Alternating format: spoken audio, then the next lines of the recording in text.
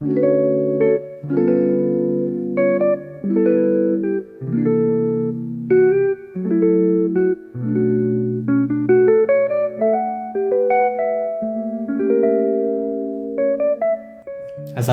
warahmatullahi wabarakatuh. Halo, saya Muhammad Arifin Zuri, mahasiswa kedokteran gigi angkatan 2025, ingin membahas buku yang berjudul Burung-Burung Manyar. Burung-Burung Manyar merupakan novel sejarah yang menceritakan tentang nasionalisme, cinta, dan konflik batin manusia di masa revolusi Indonesia. Novel ini dikarang oleh Y.B. Mangunwijaya dan diterbitkan pertama kali pada Agustus tahun 1981. Novel ini dikenal karena pengungkapan sejarah yang berani, kejujuran dalam menggambarkan perjuangan batin manusia, dan telah menerima banyak penghargaan bergengsi. Novel ini pernah meraih penghargaan prestisius Southeast Asian Right Award di Thailand pada 1984 dan penghargaan sastra se-Asia Tenggara Ramon Magsaysay Award pada 1996.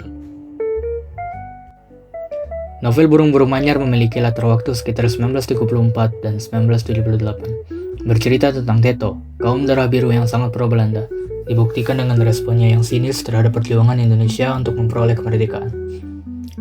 Ia bahkan mengeluh-ngeluhkan masa kolonialisme Hindia Belanda. Teto juga memiliki keinginan yang kuat untuk bergabung dengan KNIL seperti ayahnya yang ia banggakan. Ia beranggapan bahwa dengan bergabung dan mengabdi pada KNIL Belanda, maka kehidupannya akan menjadi lebih baik. Ia akan disegani serta dihormati oleh masyarakat sekitarnya. Teto sangat membenci Jepang. Jepang merupakan alasan orang tuanya sangat menderita pada saat Jepang berhasil menyingkirkan tentara KNIL Belanda dari Indonesia. Kehidupan Teto dan keluarganya menjadi kacau.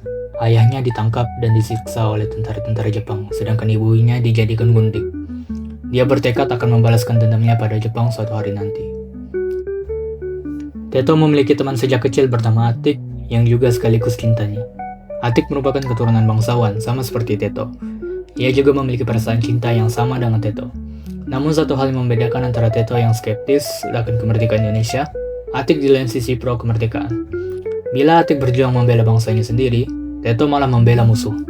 Walau mereka saling mencintai, Teto mengurungkan niatnya untuk memperjuangkan cinta mereka dan tetap bertekad untuk menjadi KNIL. Meskipun begitu, bohong jika dibilang mereka berdua sudah tidak punya rasa cinta satu sama lain. Namun dendamnya yang besar pada Jepang telah membutakan mata dan hatinya. Setelah membaca novel ini, pembaca jadi tahu bahwa tidak semua rakyat pada masa itu mendukung dan yakin akan kemerdekaan Indonesia. Mereka tidak yakin Indonesia mampu menjalankan pemerintah negara yang merdeka.